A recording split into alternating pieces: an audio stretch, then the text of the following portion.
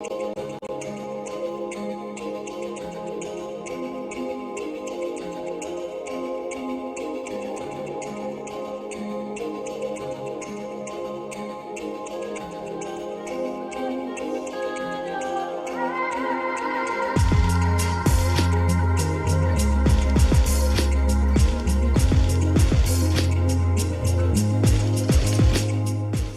a great day at the Academy of Scholars. Welcome to another episode of Scholarly Speaking Live with Dr. Stacy Lambert-Johnson, the Director of Student Success at the Academy of Scholars. I am Benny Crane Jr., the Assistant Director of Student Success. Today's topic will discuss using effective consequences to correct children's negative behavior.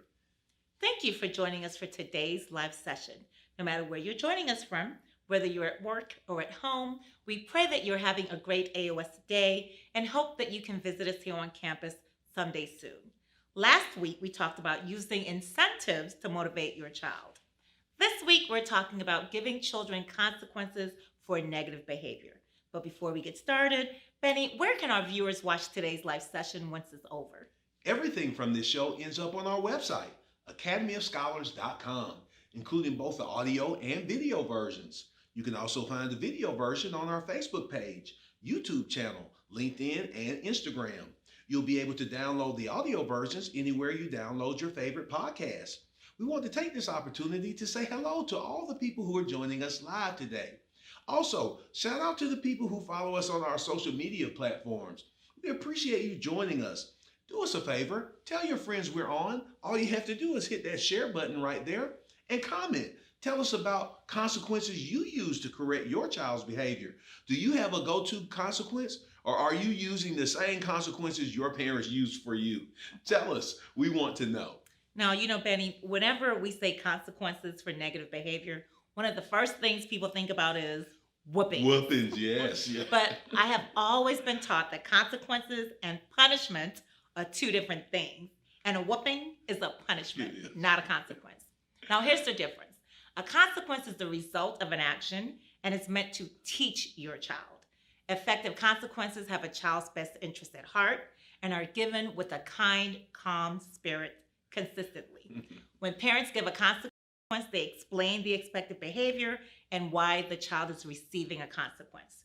Children then view you, the parent, as fair and trustworthy. Yes. Now, a punishment is anything that causes emotional, mental, or physical damage to a child. Punishments are usually given when a parent is angry.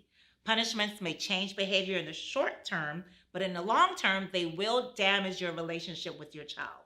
Children may obey you out of fear, but they won't see you as fair and trustworthy. Giving effective consequences removes emotions from the situation, and it focuses on the behavior and not the child. I like to think of effective consequences as proactive and punishment as reactive. Yes. Now, I jokingly reference whooping, but I don't see whooping or corporal punishment as a joking manner. Let's be real here for a moment. Corporal punishment, spankings, whoopings are discipline methods in which an adult deliberately inflicts pain upon a child in response to a child's unacceptable behavior.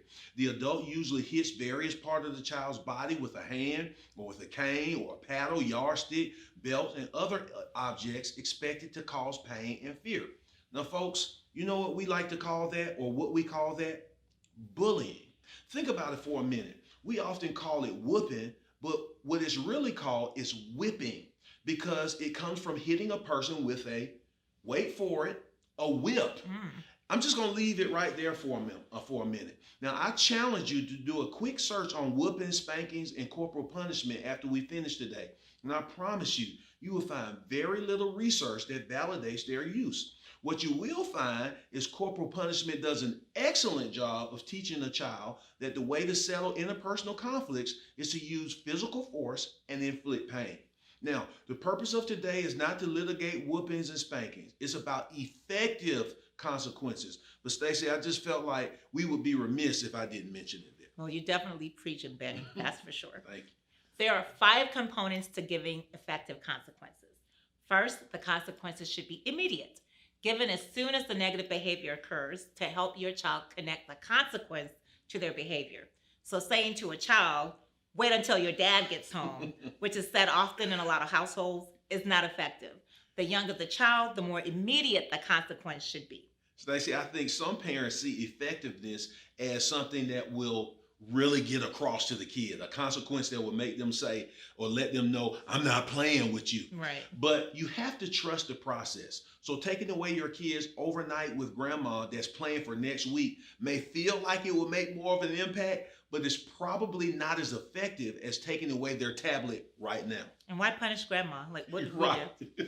Second, effective consequences should be consistent. Every time the behavior happens, a negative consequence should be given.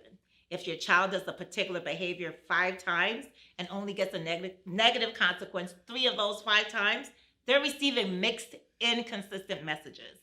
Addressing the behavior with negative consequences every time is likely to stop the behavior. Lord have mercy. This one is a hard one. The energy. Yes. Parents, we know sometimes we just make the decision, you know what, I can't today. But consistency is the key. And make sure you stick to your consequences. If you take away a privilege for the whole day, don't give in early like, oh, it's been all day, so I'm going to let you go now. Commit to doing what you say and saying what you mean, and your kids' behavior will change. That's right. Now, third, effective consequences should vary in degree and size. The negative consequence should match the size of the unwanted behavior. As parents, we tend to overreact when giving consequences. Think about the behavior and select an appropriate consequence. I remember when my daughter was 13 and she slammed her bedroom door because she was angry. Well, my response to this was that I took her bedroom door off the hinges and she went without a door for a week. Now, did the consequence match the behavior? Well, let's just say she never slammed her door again in my house. So were you walking around talking out loud, talking to yourself, really talking to her while you were taking the door down? Penny, I was so calm, okay? I just reminded her that the only person who pays the bills in the house is the one that can slam the doors. And I calmly removed her door. Wow.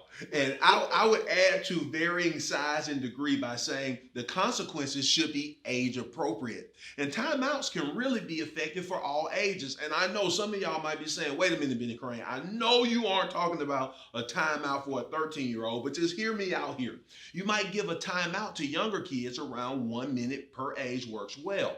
For older kids, let them orchestrate their own timeout. Say, you need to take a timeout and come back when you feel ready and you're in control. Now, I imagine my mama saying, I'll give you a chance to get yourself together before I knock you out. Now, this promotes self-management skills and helps your child learn self-control. This also gives you a timeout and may give you a chance to calm down. Don't we need those timeouts, Yes. though? Now, fourth, vary the consequences. Change the consequences by using a variety of consequences for different negative behaviors. The same consequence for everything becomes mundane and less effective. Yes, loss of privileges are some parents' go-to consequence. And what ends up happening is their kids actually start weighing whether the behavior they want to change is worth losing the privilege. You want to have multiple tools in your discipline toolbox. That's right. Now, fifth, make sure the negative consequence is meaningful to your child. The negative consequence should actually deter your child's behavior. For example, taking away the TV won't be an effective consequence to your child if they can watch their shows on their iPads or their laptops. In addition, if your child could care less about watching TV, using it as a consequence is pointless. My kid's phone is the television. That's right. That's all they use it for. And make sure you define the terms as well. I remember old folks used to threaten to do things until the cows came home. And since my family didn't own any cows, I had no idea how long that was. And maybe that was the point, but you should be clear. Instead of saying something like, you can't have your phone back until I can trust you, say, you can earn your phone back for 1 hour a night if you get all your homework done. Now, of course, giving consequences for negative behaviors should be balanced with providing positive consequences for good behaviors. This encourages children to keep up the good work because, like we talked about last week, good behaviors often go unnoticed. So keep it balanced, parents. Please, please, please give your children kudos when they do well. Don't underestimate how much you influence their behavior. Spend time with them, giving them positive attention. So every time you're interacting with them, you aren't correcting their behavior. Right. Try to carve out 15 minutes each day to give your child positive attention.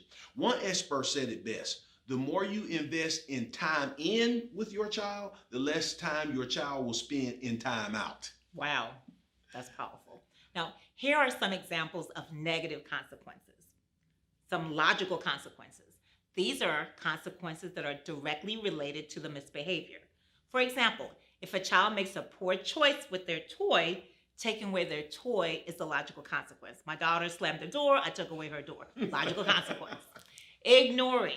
If your child is showing attention-seeking behavior, like throwing a tantrum, ignoring the tantrum would be the best negative consequence. Timeout. Placing your child in a brief timeout, like Benny said earlier, 1 minute for each year of your child's age, could stop the behavior from happening again. Added responsibility. Assigning extra chores can be an effective consequence. Wow, that's great advice. Now, one thing to remember about giving effective consequences is that you should always remain calm. Use a neutral tone and don't make it personal. Explain the consequence to your child and why it is being used. Talk about the rules and your child's behavior. The goal is for your child to change their behavior when faced with the situation again. Providing effective consequences in a loving, gentle manner keeps your child's dignity intact and leads to a healthy, loving parent-child relationship that will benefit your child and generations after. Well, what do you think? What consequences do you give your child? Are they considered effective consequences? Did you learn something new from today's episode? Comment and let us know your thoughts on today's topic. If you're looking for more information to help you with using effective consequences, go to our website at academyofscholars.com/scholarly speaking resources. In the meantime, we suggest you check out the following organizations who have some great articles on effective consequences. Like the Center for Parenting Education has an article called Consequences Made Easy, an Effective Discipline Tool. Also, the National Center for Biotechnology Information has the article Effective Discipline for Children, which is a really good one. The Association for Supervision and Curriculum Development has the article Getting Consistent with Consequences, and I really believe you should check that one out. And USA Today, which I read about daily, has an article How to Discipline Your Kids with Effective Consequences. All of those are great articles, I promise. And remember, no matter where you live in the world, you can give your child access to an exceptional Christian affordable education with the Academy of Scholars Premier Online Learning. Not only does the Academy of Scholars give your child the opportunity to engage in school at their own pace, but we also provide a comprehensive curriculum with classes like coding and computer science that will have your child excited about school each day. The Academy of Scholars Premier Online Learning is the online school you've been looking for.